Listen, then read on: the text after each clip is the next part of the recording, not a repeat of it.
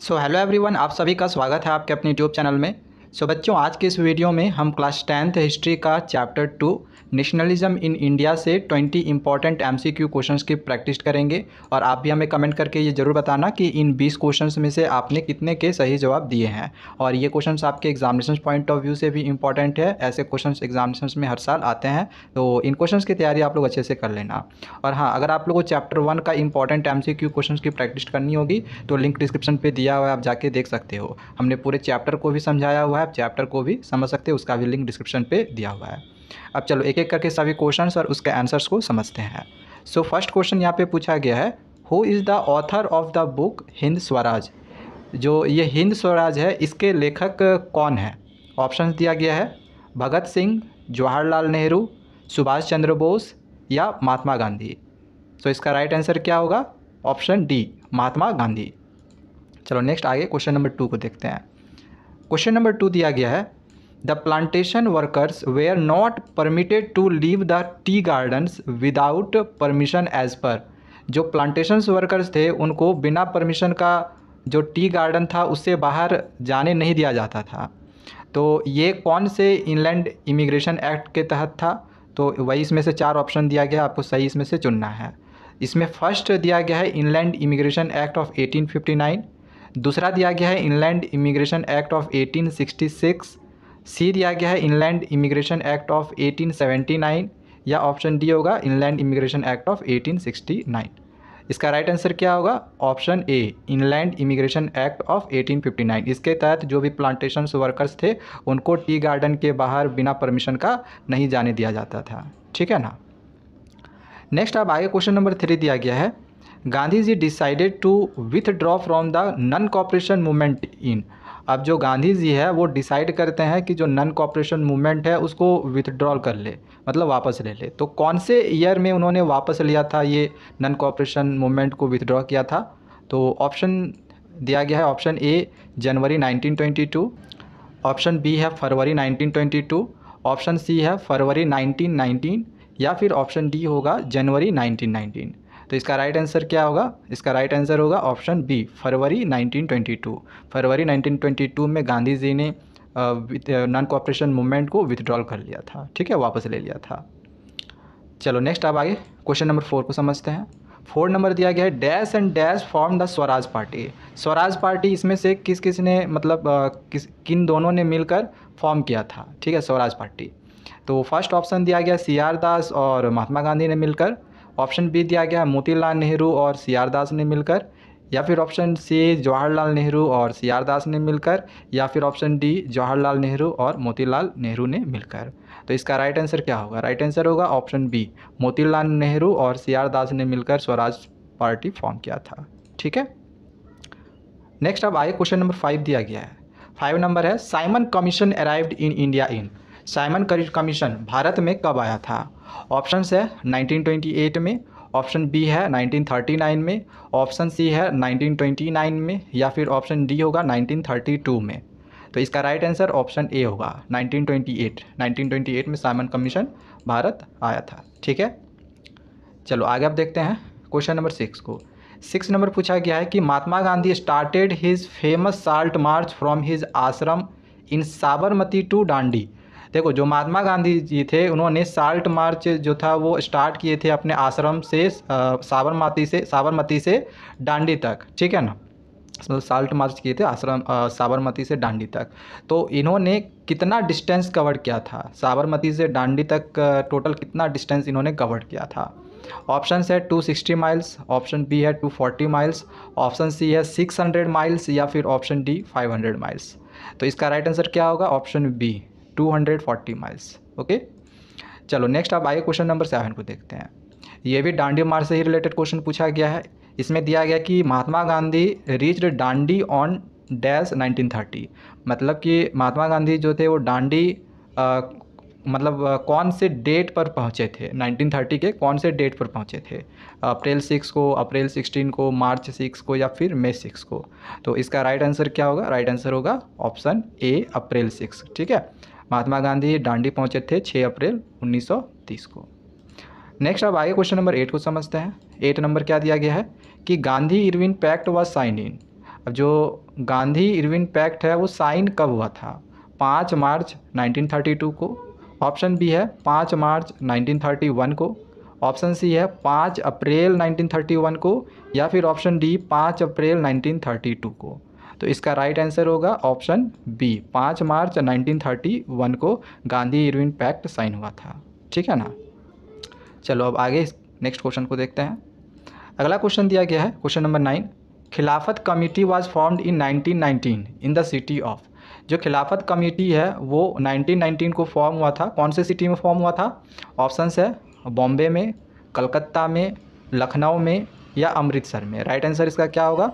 Right answer होगा इसका option A, Bombay में। खिलाफत कमेटी फॉर्म हुआ था 1990 बॉम्बे में। ठीक है ना। चलो नेक्स्ट अब आगे क्वेश्चन नंबर 10 को देखते हैं। 10 नंबर क्या है?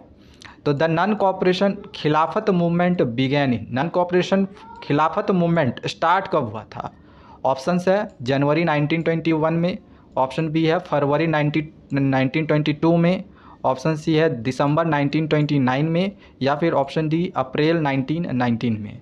तो इसका राइट आंसर क्या होगा? ऑप्शन ए, जनवरी 1921 में खिलाफत मूवमेंट नॉन कॉपरेशन खिलाफत मूवमेंट शुरू हुआ था। चलो अब आगे क्वेश्चन नंबर 11 को देखते हैं।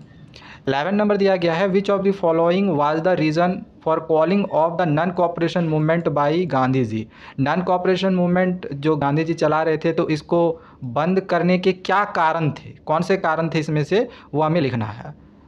ऑप्शन दिया गया है pressure from the British government. British government से बहुत ज़्यादा प्रेशर मिल रहा था, इसलिए उन्होंने बंद कर दिया नॉन कॉपरेशन मूवमेंट। आगे देखते हैं ऑप्शन बी को। बी नंबर दिया सेकेंड राउंड टेबल कॉन्फ्रेंस के कारण। थर्ड है गांधी जी अरेस्ट हो गए थे इसके वजह से, या फिर option D Chauri Chaura incident हुआ था इस वजह से। तो इसका जो राइट आंसर है ये ऑप्शन डी होगा, चौरी चौरा इंसिडेंट हुआ, उसके बाद ही जो गांधी जी थे उन्होंने नॉन कॉपरेशन मूवमेंट को बंद कर दिया, क्योंकि वायलेंस बहुत ज़्यादा फैल गया था, जो कि गांधी जी कभी वायलेंस चाहते नहीं थे। ठीक है। चलो नेक्स्ट अब आगे क्वेश्चन नंबर 12 को देखते हैं। 12 नंबर दिया गया है बाबा रामचंद्र अ सन्यासी। बाबा रामचंद्र कौन थे? एक सन्यासी थे। Was the leader of which of the following movement. इसमें से कौन से मूवमेंट्स के वो लीडर थे? खिलाफत मूवमेंट के, गुरिल्ला मूवमेंट आंध्र प्रदेश के, पीजेंट्स मूवमेंट जो कि अवध में हुआ था उसके, या फिर प्लांटेशंस वर्कर मूवमेंट असम के लीडर थे? किसके लीडर थे?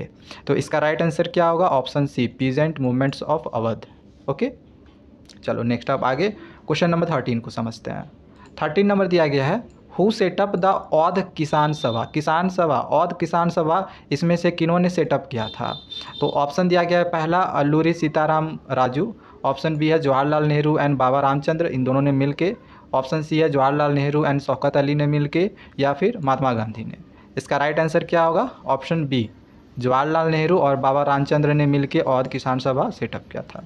ठीक है। चलो आगे अब हम क्वेश्चन नंबर 14 को समझते हैं। 14 नंबर क्या दिया गया है कि under the presidency of Jawaharlal Nehru, Jawaharlal Nehru के प्रेसिडेंसी के अंडर में the Lahore Congress session of 1929, इनके प्रेसिडेंसी के अंडर में लाहौर कांग्रेस सेशन हुआ था 1929 में। तो इसमें उन्होंने क्या डिमांड रखी थी, क्या डिमांड करी थी? एबोलिशन ऑफ साल्ट टैक्स, पूर्ण स्वराज और कंप्लीट इंडिपेंडेंस, ऑप्शन सी है बाइकॉट ऑफ साइमन कमीशन, या फिर option D separate electorate for the Dalits. तो इसका जो राइट आंसर होगा वो ऑप्शन बी होगा, पूर्ण स्वराज और कंप्लीट इंडिपेंडेंस की डिमांड करी थी। ठीक है। चलो नेक्स्ट अब आगे क्वेश्चन नंबर 15 को समझते हैं। 15 नंबर है the Simon commission was boycotted because. जो साइमन कमीशन था वो भारतीयों द्वारा बाइकट किया जाने लगा, इसके क्या कारण थे? तो ऑप्शन इसमें दिया गया there was no British member in the commission. इस कमीशन में कोई ब्रिटिश मेंबर नहीं था।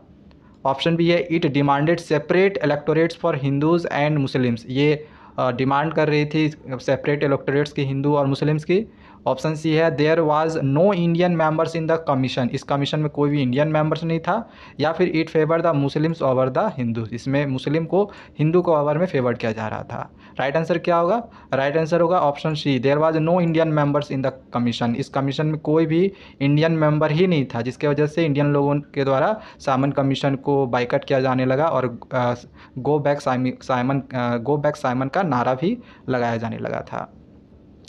अब आगे क्वेश्चन नंबर 16 दिया गया है who founded the depressed classes association in 1930। मतलब किन्होंने डिप्रेस्ड क्लासेस एसोसिएशन फाउंड किया था 1930 में? ऑप्शन है महात्मा गांधी के द्वारा, CR दास के द्वारा, मोतीलाल नेहरू के द्वारा या फिर डॉक्टर BR अम्बेडकर के द्वारा। सो राइट आंसर आपका ऑप्शन डी होगा, डॉक्टर BR अम्बेडकर। जैसे ही जाति धर्म का बात आएगा, मतलब लोअर कास्ट का, तो लोअर कास्ट के लिए मतलब डिप्रेस्ड क्लासेस एसोसिएशन, जहाँ पे आएगा नाम याद रखना BR अम्बेडकर, ठीक है ना।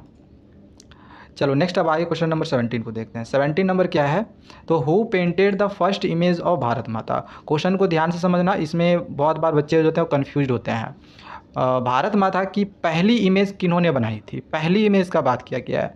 तो ऑप्शन दिया गया है बंकिम चंद्र चट्टोपाध्याय, ऑप्शन बी है रविंद्रनाथ टैगोर, ऑप्शन सी है मोतीलाल नेहरू या फिर ऑप्शन डी होगा अविंद्रनाथ टैगोर।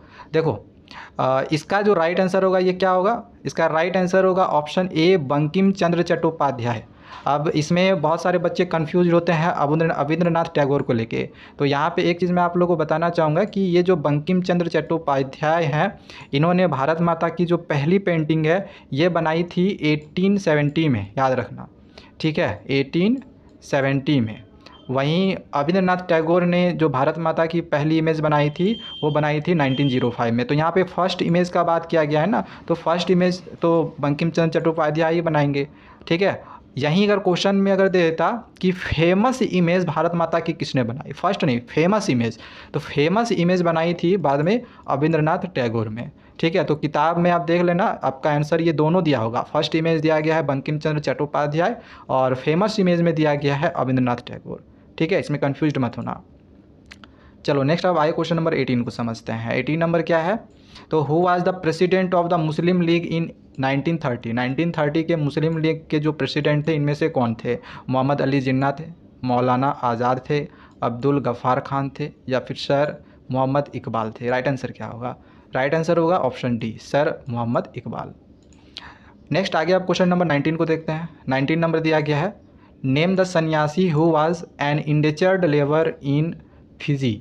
इसमें से कौन से सन्यासी इंडेचर्ड लेबर थे फिजी में, बाबा रामचंद्र, अल्लूरी सीताराम राजू, बाबा सीतारामन या फिर ऑप्शन डी बाबा जयदेव। इसका राइट आंसर क्या होगा, इसका राइट आंसर होगा ऑप्शन ए बाबा रामचंद्र, ठीक है। चलो अब एक लास्ट क्वेश्चन नंबर 20 को समझते हैं। 20 नंबर दिया गया है which of the following organisations was were formed by industrialist in colonial India.